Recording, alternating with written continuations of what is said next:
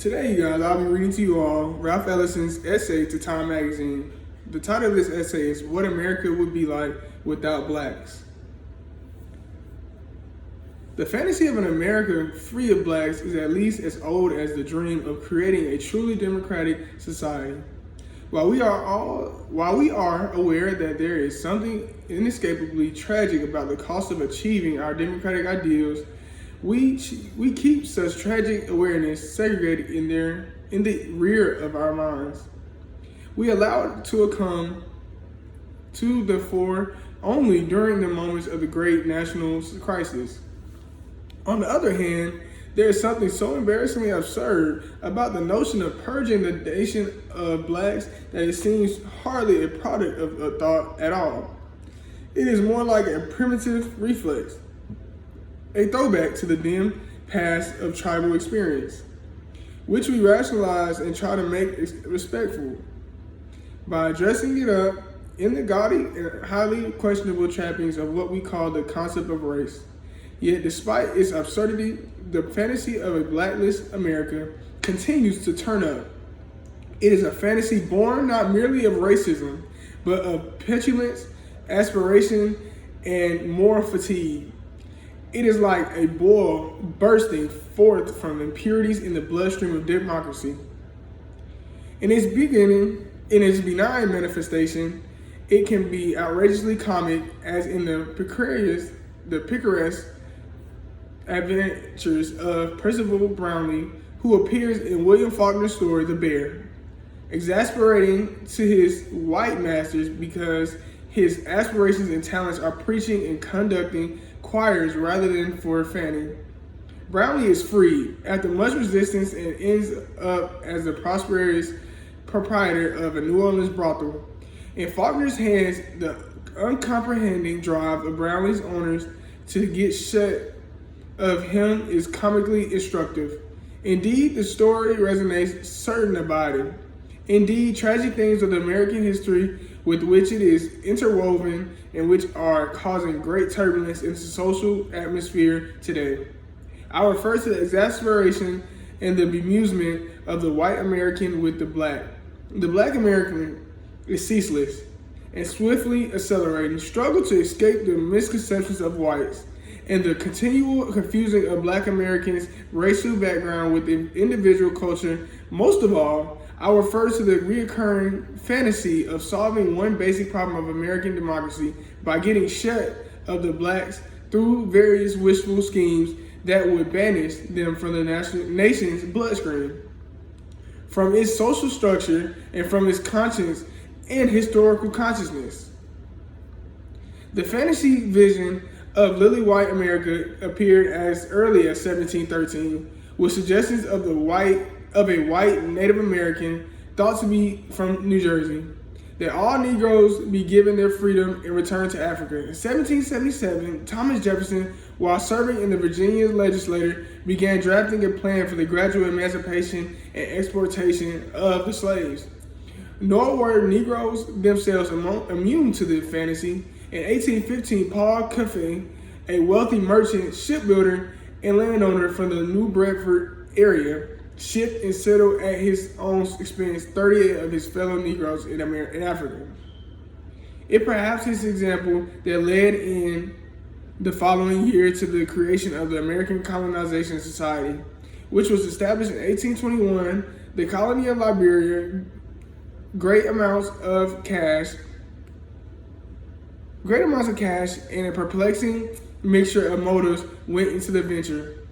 The slave owners and the many border state politicians wanted to use it as a scheme to get rid of the country, not of the slaves, but of the militant free Negroes who were agitating against the peculiar institution. The abolitionists, until they took a lead from free Negro leaders and began attacking the scheme, also participating as a means of righting a great historical injustice. Many blacks went along with it simply because they were sick of black and white American mess and hoped to prosper in the quiet peace of an old ancestral home. Such conflicting motives doomed the colonization of society to failure. But what amazes one even more than the notion that anyone could have believed his success is the fact that it was attempted during the period when the blacks, free slaves, made up 18% of the total population. When we consider how long blacks have been in the New World and have been transforming it and being Americanized by it, the scheme appears not only fantastic, but the product of the free-flowing irrationality, indeed a national pathology. Nevertheless, some of the noblest of Americans were bemused. Not only Jefferson, but later Abraham Lincoln was to give the scheme credence. According to the historian John Hope Franklin, Negro colonization seemed as important to Lincoln as emancipation. In 1862, Franklin notes Lincoln called a group of prominent free Negroes to the White House and urged them to support colonization, telling them, "Your race suffers greatly, many of them by living among us, while ours suffers from yours presence. If this is admitted, it affords a reason why we should be separated."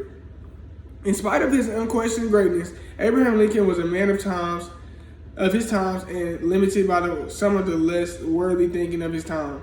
This is demonstrated both by his reliance upon the concept of race in his analysis of the American dilemma and by his involvement in a plan of purging the nations of black as a means of healing badly shattered ideals and democratic federalism. Although benign, his motive was no less a product of fantasy. It emphasized an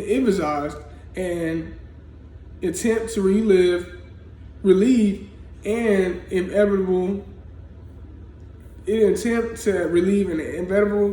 suffering that marked the growing pains of the youthful body politic by an operation which would have amounted to the severing of a healthy and indispensable member.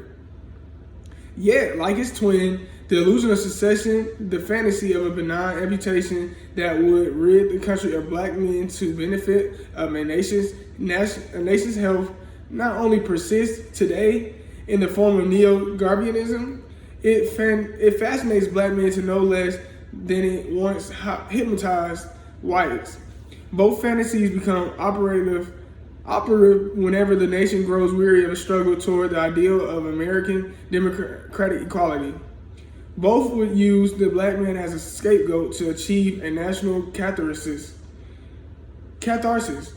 and both would, by way of curing the patient, destroy him.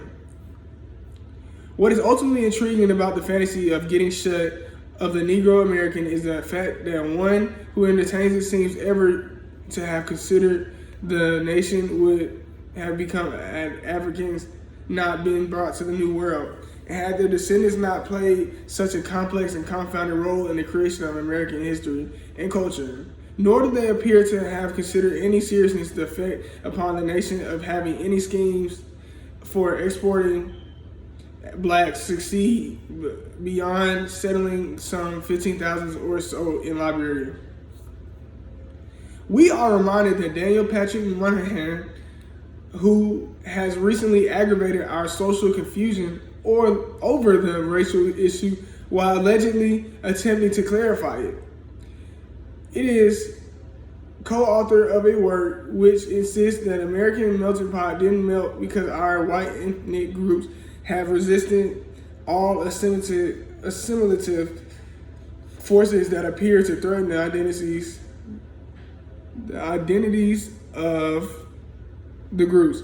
That is why these few groups, or at least few of the children of these groups, have been able to resist the movie, television, baseball, jazz, football, and drum majorating, and rock comic strips, radio commercials, soap operas, book clubs, slang, and any of 1,000 other expressions of carrying out our pluralistic, easily available popular culture. It is here precisely that ethnic resistance is at least effective. On this level, the melting pot did indeed melt, creating such a deceptive metamorphosis and blending of identities, values, and lifestyles that most American whites are culturally part Negro American without even realizing. If we can resist for a moment the temptation to view everything having to do with Negro Americans in the terms of their racially imposed status, we become aware of the fact that for all the harsh reality of the social economic injustice visited upon them, then injustice have failed to keep Negroes clear of the cultural mainstream. Negro Americans are in fact one of the most major tributaries.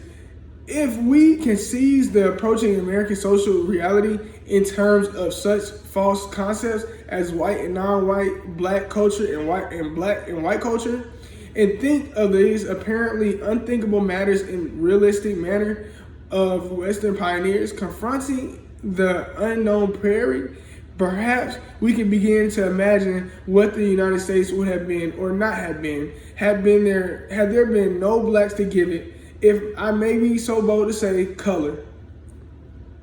For one thing, the American nation is a sense of the product of the American language, a colloquial speech that began emerging long before the British colonials and Africans were transformed into Americans. It is a language that evolved from the King's English, but basing itself upon the realities of American land and colonial institutions, or lack of institutions, began quite early as a vernacular revolt against the signs, symbols, manners, and authority of mother country.